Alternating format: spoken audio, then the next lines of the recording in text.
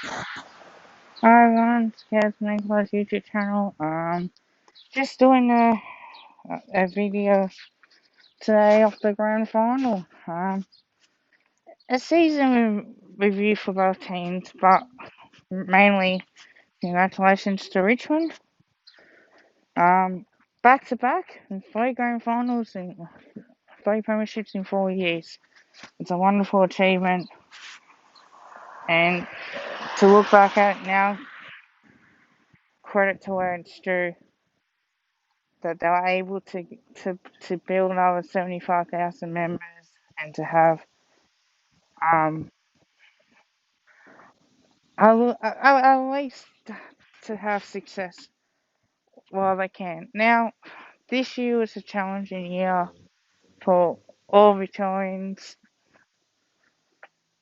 especially the Victorian teams having to go into a hub. We weren't even allowed to watch our team play for most of that. So at least that way it could be a lot easier, and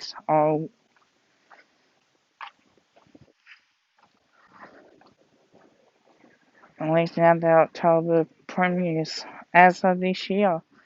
Now 2021 is going to come up with another year for them.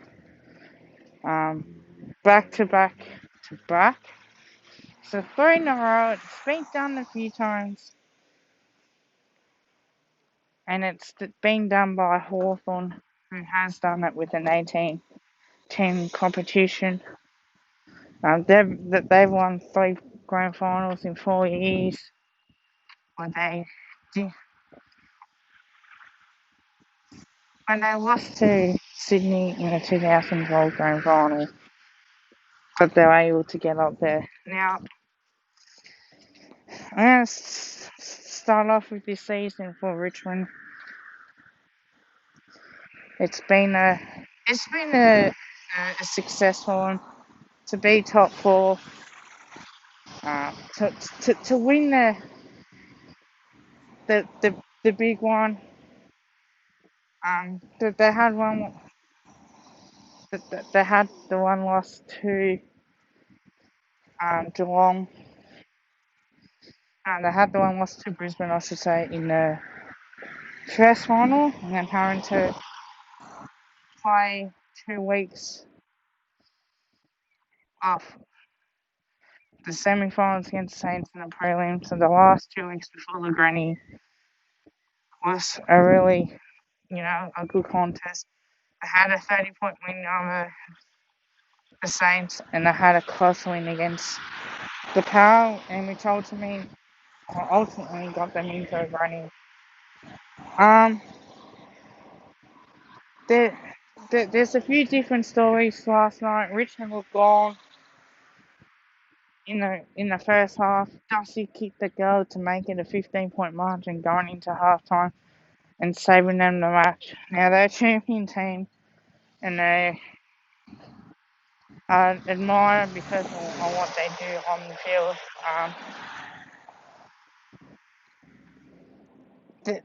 The history of this club is good.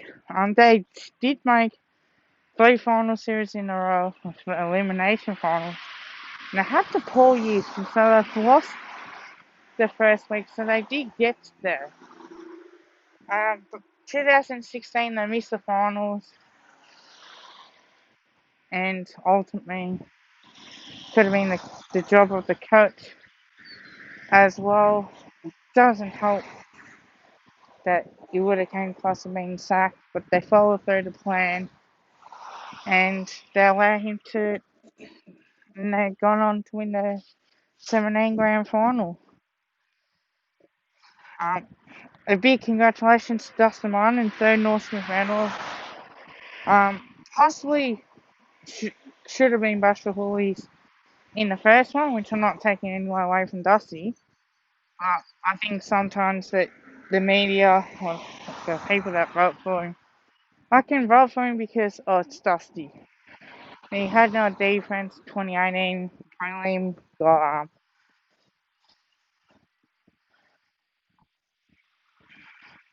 got tagged out of it, did look injured, and possibly shouldn't have played. In 2019, did really well and made it to another grand final, and that had to both game both of his games, defensively and offensively. Jack River kicked off, could have possibly won it, but then this grand final, 21 possessions, kicking 4 goals, basically sealed the game with that beautiful snap. And Dusty does what Dusty does best, kicking goals like that, and it's gets to a point where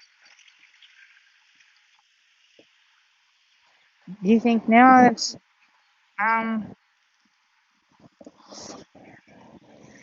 wow. What's next for Richmond? Um, Before I do go on my predictions, the best win, I think, I'm going to say the Puerto win in the prelim and the grand final. That they've had a few more good wins as well. They've been Geelong, and I have been Puerto in the finals. The bad loss, if you can say, came in the first week of the finals and against Puerto early on. So it did not help the situation at all.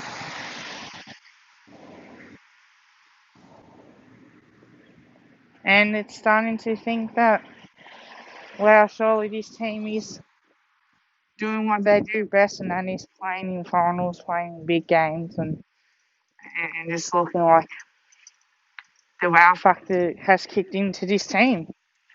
So I just want to say a big congrats to Richmond and performing at the peak best.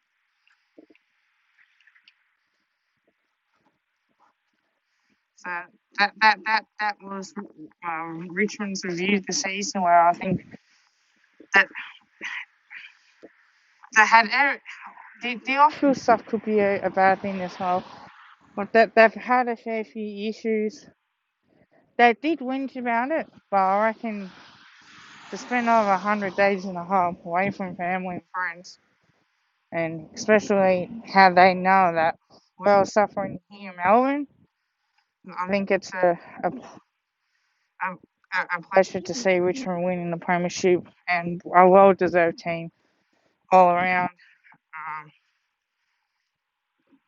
Been keeping an eye on the Richmond channel, not Richmond channel, but the footy YouTube channels, and I'm sure they'll make a video of this, as I know that True Footy will be. Other than that, I just want to really delve deep, because Richmond looked in trouble. Geelong had the momentum, and it looked like if Geelong could kick another couple of goals, I would have thought that might make it a little bit more difficult. But as it turns out, there was a few injuries out of that game. Blossom absolutely getting knocked out, accidentally, of course, and also Bashir as well, that went down. So potentially could be his last year as well, maybe. I don't know if that's going to be the case, but we will wait and see. And Geelong are going to be a team that will matter the most, because, well, if we can play full course of good footy, why not just give it a crack? So that's all Richmond. Now I'm going to go straight into Geelong, and I'll make this all in one video as well. I was tossing up whether or not I want to do 2 videos or 1 video. So, and I predict Richmond will be up there next year as well, somewhere in that top 4. and hopefully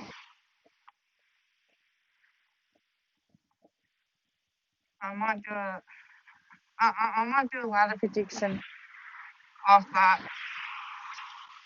So I'll probably do it maybe pre-season of next year. See how we go.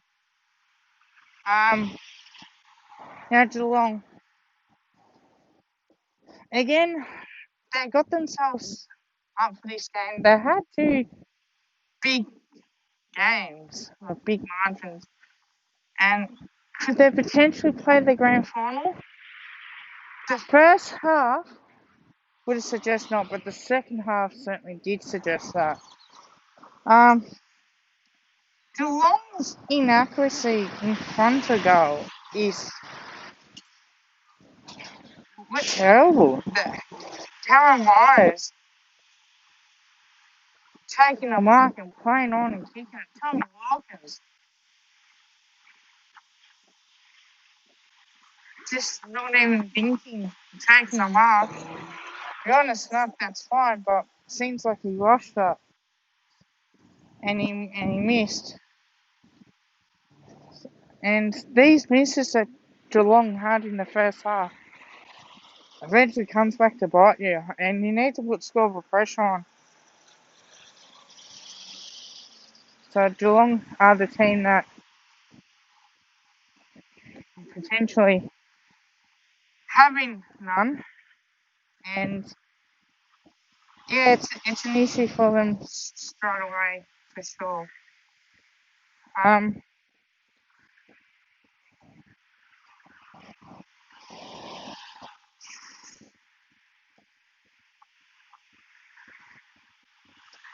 Now they're doing one. I think it's been a success with Geelong as well. I would have said it would have been a failure if they lost in the semi-final. Yeah, definitely. But I just don't get it. This whole year's been pretty weird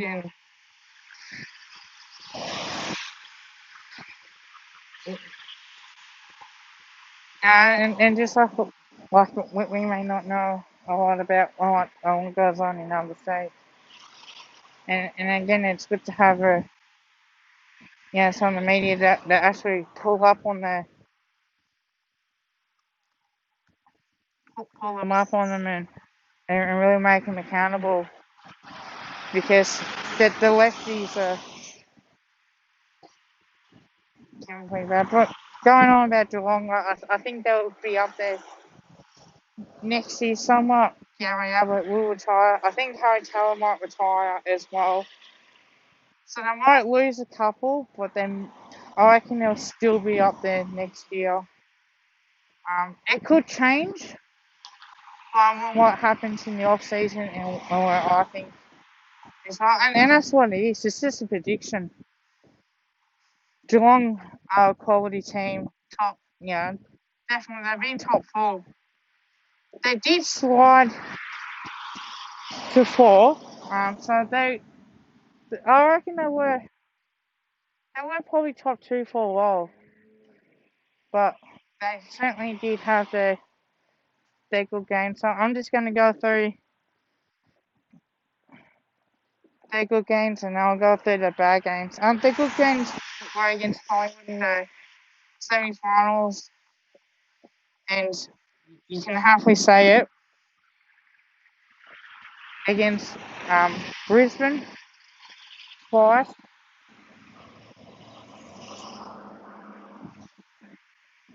Essendon was another one that I had a really good win. Absolutely smacked them out of the park. I really taught them a lesson. Other than that, that's the way I see it. Their bad losses: Collingwood in Perth, against Carlton in Geelong, and their good wins were against Hawthorn. And I guess because Hawthorn don't play down in Geelong at all, and be back to the MCG anyway, hopefully next year. But the bad wins was against Collingwood. I say Port Adelaide and Richmond twice.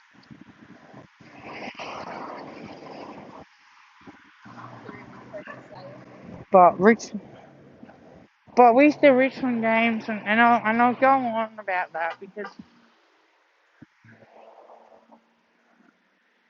the the two games they had that they kicked in accurate a little bit Geelong, and they had their chances. And again, you talk about in grand finals, and you can sort of um see it as well.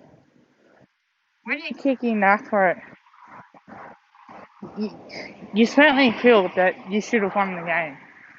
So if you kick a couple of those crucial goals, certainly would be a chance. Richmond again, they pressured Geelong. They had the bad game against Port in the first final. Even though it was they forced Tommy Hawkins out wide, but they missed some shots, and they certainly felt like they were pressured. And I think because the perceived pressure in finals that makes you rush those decisions, Geelong don't tend to handle the heat. Now, yeah, congratulations, they made it to a grand final for the first time in 2011.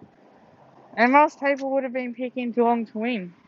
I don't know if you said that they choked in that grand final. They possibly could have been, I say, nearly 40 points up at half time. And at least, Richmond would not have scored on when they did.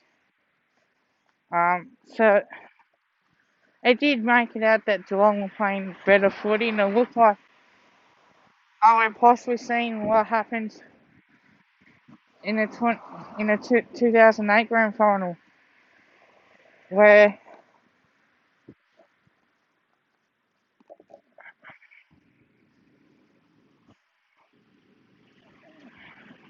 teams like Geelong dominated the game, but then potentially, lose with the inaccuracy, or is it going to be, like what Hawthorn did?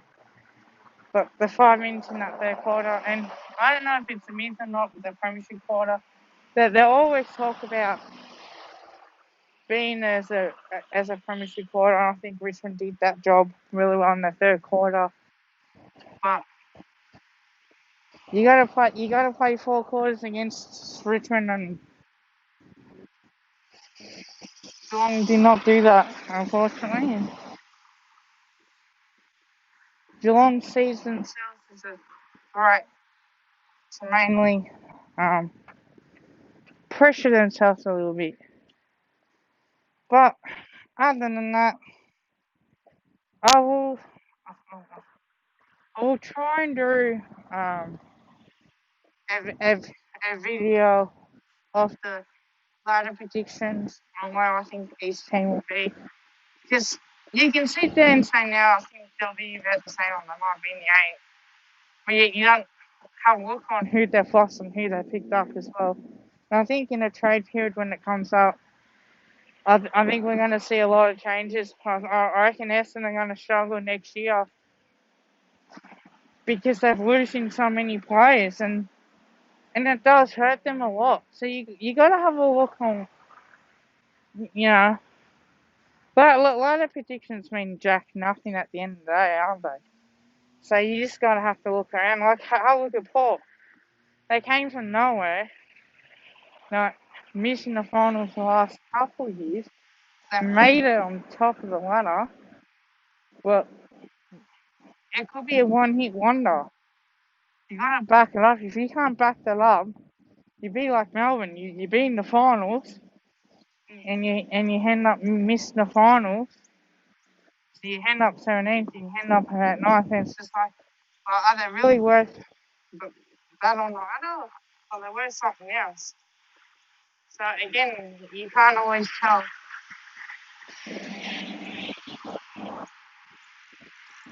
So, like comments, don't get the post notifications on.